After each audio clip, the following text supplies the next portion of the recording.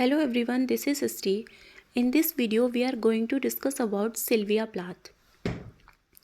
Sylvia Plath का born हुआ था अक्टूबर 27, 1932 में बोस्टन मैसाचुसेट्स में। डेथ हुई थी February 11, 1963 में।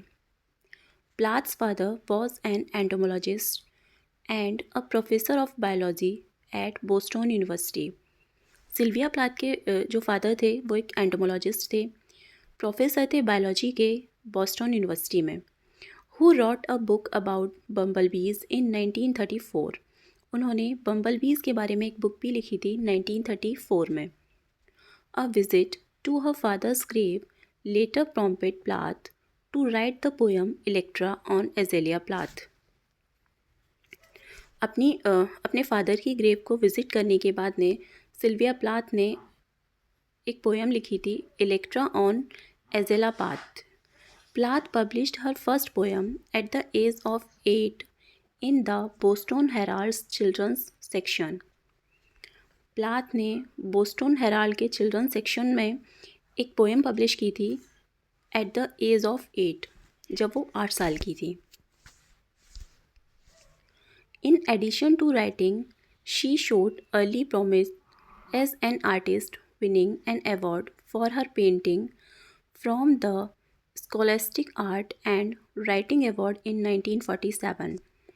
राइटिंग के अलावा, लिखने के अलावा उन्होंने एज एन आर्टिस्ट भी काम किया, जिसके लिए उन्हें अवार्ड मिला। उनकी पेंटिंग्स के लिए उन्हें अवार्ड भी मिला था स्कॉलेस्टिक आर्ट से, और राइटिंग अवार्ड मिला था उन्हें 1947 में। In 1956 Sylvia Plath married the English poet Ted Hughes. 1956 में सिल्विया प्लाथ शादी कर लेती हैं टेड ह्यूज से। The couple separated in 1962 after Hughes had an affair. और ये दोनों सेपरेट हो जाते हैं 1962 में, जब टेड ह्यूजेस का अफेयर हो जाता है। Just after graduating from high school से ग्रेजुएशन करने के बाद में she had her first national publication in the Christian Science Monitor. Graduation करने के बाद में क्रिश्चियन साइंस मॉनिटर में उनका फर्स्ट नेशनल पब्लिकेशन आया। She was a member of Phi Beta Kappa academic owner society, और वो फी बेटा कापा सोसाइटी में मेंबर भी रही थी। She obtained a Fulbright scholarship to study at Newnham College, और उन्हें न्यूहम कॉलेज में स्टडी के लिए स्कॉलरशिप भी मिली थी। Robert Lowell and Anne Sexton encouraged Plath to write from her personal experience. Robert Lowell और एन सेक्सटन ने सिल्विया प्लाथ को इनकरेज किया था अपने पर्सनल एक्सपीरियंस पर लिखने के लिए। Her pen name was Victoria Lucas. Sylvia Plath का पेन नेम था Victoria Lucas. She received a summer editor position at the young women's magazine Mademoiselle. उन्हें वो एक एडिटर भी रह चुकी थी एक मैगज़ीन में, मैडमोइज़ेल में। She won the Glasgow prize for two lovers and a beachcomber by the real sea, और उन्हें ग्लासगो प्राइज़ मिला था किसके लिए? Two lovers and a beachcomber by the real sea के लिए। At Cambridge she wrote for the university publication varsity, और उन्होंने यूनिवर्सिटी के पब्लिकेशन वर्सिटी के लिए भी लिखा था कैम्ब्रिज में। 1982 she won a posthumous Pulitzer prize for the collected poems. 1982 में कलेक्टेड पोएम्स के लिए उन्हें पुलिट्ज़र प्राइज़ मिला पॉस्थ्यूमसली, यानी कि उनकी डेथ हो जाने के बाद में। Her poems are marked by the themes like nature, love, death, electra complex and psychotic disorders। और उनकी पोएम्स में हमें थीम्स देखने को मिलती हैं nature, love, death, Electra complex, इस तरीके की उनकी वर्क में हमें थीम्स देखने को मिलती हैं। Her writing is considered confessional poetry और लिटरेरी मूवमेंट, उनकी जो राइटिंग्स हैं वो कैसी हैं, कन्फेशनल हैं। कन्फेशनल पोइट्री और लिटरेरी मूवमेंट, कन्फेशनल पोइट्री ये एक लिटरेरी मूवमेंट था that brought personal and emotional subjects to the forefront of American literature in the late 1950, जिसमें कन्फेशनल पोइट्री में अपने पर्सनल और इमोशनल एक्सपीरियंसेस को दिखाया जाता है। पर्सनल और इमोशनल चीज़ें इसमें होती हैं। To the forefront of American literature in the late 1950, 1950 के दौरान के अमेरिकन लिटरेचर में ये देखने को मिलता है। इनकी कुछ पोइट्री कलेक्शंस हैं। The Colossus and other poems, ये आया 1960 में। एरियल, ये आया 1965 में। Three women, a monologue for three voices, 1968 में। क्रॉसिंग द वाटर, 1971 में। विंटर ट्रीज, 1971 में। द कलेक्टेड पोएम्स, 1981 में। सेलेक्टेड पोएम्स, 1985 में। और उसके बाद है prose and novels. The bell jar, 1963 में। The journals of Sylvia Plath, 1982 में। और चिल्ड्रंस बुक है the bed book, Mrs Cherry's kitchen. Poem है इनकी Lady Lazarus. This poem is written by Sylvia Plath, originally included in Ariel. Ariel जो इनका poetry collection है उसमें से है ये poem Lady Lazarus, which was published in 1965, जो कि 1965 में पब्लिश हुई। 2 years after her death by suicide, उनकी डेथ के 2 साल बाद में।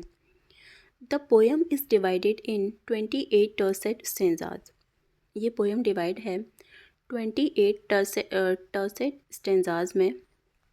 टर्सेट स्टेंजा होते हैं 3 लाइन्स स्टेंजाज, जो 3-3 लाइन के स्टेंजा होते हैं उन्हें टर्सेट स्टेंजा कहते हैं। And is written in free verse, और ये लिखी गई है ये फ्री वर्स में। फ्री वर्स में जिसमें ना कोई राइमिंग स्कीम होती है और ना ही कोई मीटर होता है। This is a confessional poem about a female speaker, ये कन्फेशनल पोएम है, एक फीमेल स्पीकर है इसमें, who attempt suicide multiple times but is resurrected each time, जो कई बार सुसाइड अटैम्प्ट करती है लेकिन बार बार क्या हो जाती है, वो रेजुरेक्टेड बच जाती है, पुनर्जीवित हो जाती है। The poem is a reflection of Plath's own struggles with mental illness and suicidal thoughts. इस पोएम में प्लाथ की खुद की अपनी लाइफ के इसमें स्ट्रगल्स दिखाए जाते हैं, इस पोएम के थ्रू दिखाए गए हैं। विद मेंटल इलनेस, उनकी जो मानसिक स्थिति ठीक नहीं थी, एंड इसमें दिखाए गए हैं suicidal thoughts. The speaker describes her suicide attempts, जो स्पीकर है वो इसमें डिस्क्राइब करता है अपने सुसाइड अटैम्प्ट्स के बारे में as successful resurrection similar to the biblical story of Lazarus and the phoenix myth. Bible का एक कैरेक्टर है लेज़रस, उससे ये थोड़ी मिलती जुलती स्टोरी है, उसको इसमें दिखाया गया है, जो कि मरने के बाद में, डेथ होने के बाद में वो बार बार ज़िंदा हो जाता है। The speakers chief enemy is the doctor, इसमें इस पोएम में ये जो स्पीकर का चीफ एनिमी है इसमें बताया गया है डॉक्टर को, who saved her life but is now responsible for preserving it, जो इसकी लाइफ को बचा लेता है।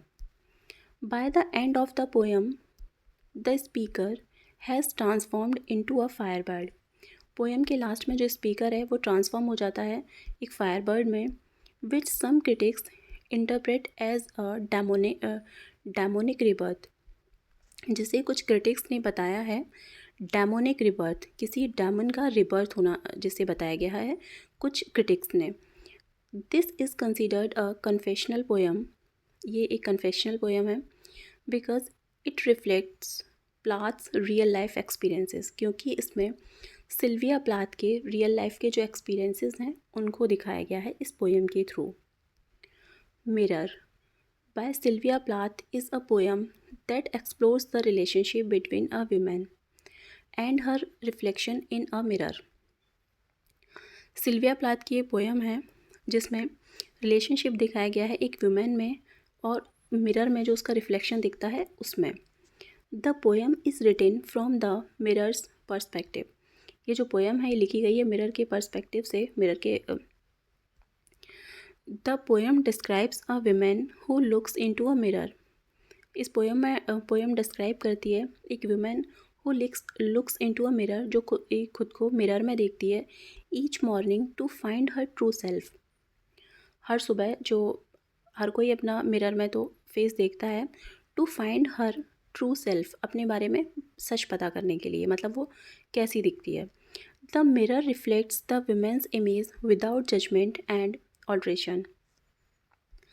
और जो मिरर में जो रिफ्लेक्शन पड़ता है, मतलब जो विमेन की इमेज दिखती है वो कैसी दिखती है, विदाउट जजमेंट और ऑल्ट्रेशन, मतलब जैसी है एज इट इज़ वही दिखता है बिना किसी चेंजेस के। The women is dissatisfied with what she sees in the mirror. Women इससे क्या होती है, डिससेटिस्फाइड होती हैं जो वो मिरर में देखती हैं। And struggles with the loss of her beauty. और फिर क्या and struggles with the loss of her beauty. तो उससे क्या पता चलता है उन्हें कि उनकी जो ब्यूटी है वो दिन ब दिन लॉस होती जा रही है, दिन ब दिन ब्यूटी उनकी जो सुंदरता है वो कम हो रही है। The mirror insist that it reflects the truth, but women sees an increasingly older women staring back. Mirror दिखाता है, बिल्कुल सच दिखाता है, जो जैसी दिखते हैं मिरर बिल्कुल वैसा ही दिखाता है। विमेन इसमें देखती हैं खुद को इंक्रीजिंगली ओल्डर, उनकी ब्यूटी खोती जा रही है, वो दिन पे दिन ओल्ड होती जा रही हैं। The women blames her self instead of the mirror for her dissatisfaction. Women इसके लिए खुद को ब्लेम करती हैं बजाय मिरर के अपने डिससेटिस्फेक्शन के लिए। नेक्स्ट है the bell jar. The bell jar is a novel written by American writer Sylvia Plath. ये नोवेल लिखा है सिल्विया प्लाथ ने। Originally published under the pseudonym Victoria Lucas 1963। ये नोवेल पब्लिश हुआ था सिल्विया प्लाथ के स्यूडोनेम, उनका जो पेन नेम था विक्टोरिया ल्यूकस, उस नेम से पब्लिश हुआ था 1963 में। The novel is supposedly semi autobiographical. ये जो नोवेल है वो सेमी ऑटोबायोग्राफिकल है। With the names of places and people changed. इसमें जो कैरेक्टर्स हैं, जो प्लेसेस हैं, उनको चेंज कर दिया गया है। The Bell Jar tells the story of Esther Greenwood. Bell Jar जो ये नोवेल है इसमें एक कैरेक्टर है एस्थर ग्रीनवुड, उसकी स्टोरी है इसमें a brilliant young women who experiences a severe mental breakdown. जो एस्थर ग्रीनवुड जो है वो एक ब्रिलियंट वुमेन है और उसका मेंटल ब्रेकडाउन इसमें दिखाया गया है। While working as a magazine editor in New York city. जब वो न्यूयॉर्क सिटी में एज अ मैगज़ीन एडिटर काम कर रही होती है, struggling with societal expectations for women, her identity, and the pressures of a relationship with a boyfriend named Buddy। जब वो काम कर रही होती है as a magazine editor New York city में, तो उसे वो किस चीज़ को लेकर संघर्ष करती है, जो समाज की अपेक्षाएं होती हैं विमेन को लेकर, विमेन के लिए जो सामाजिक अपेक्षाएं होती हैं उनको लेकर, अपनी आइडेंटिटी को लेकर, and the pressure of a relationship. और उसका रिलेशनशिप अपने बॉयफ्रेंड जिसका नाम है बडी, उसके साथ में इन सारी चीज़ों को लेकर वो स्ट्रगल कर रही होती है, ultimately leading to her descent into depression. और वो लास्ट में डिप्रेशन में चली जाती है and a stay in a mental institution. और उसे एक मेंटल इंस्टीट्यूशन में वहाँ रहना पड़ता है। The bell jar symbolises her feelings of being trapped and isolated within her own mind. और बेल्जार क्या सिम्बोलाइज करता है, ये जो कैरेक्टर है इसकी फीलिंग्स को, इसके स्ट्रगल्स को, जो उसका अकेलापन है उनको, और जो ये समाज की अपेक्षाएं, इन सारी चीज़ों में जो फंस गई है, इन सारी चीज़ों को लेकर वो जो संघर्ष कर रही है, एस्थर ग्रीनवुड इसमें दिखाया गया है।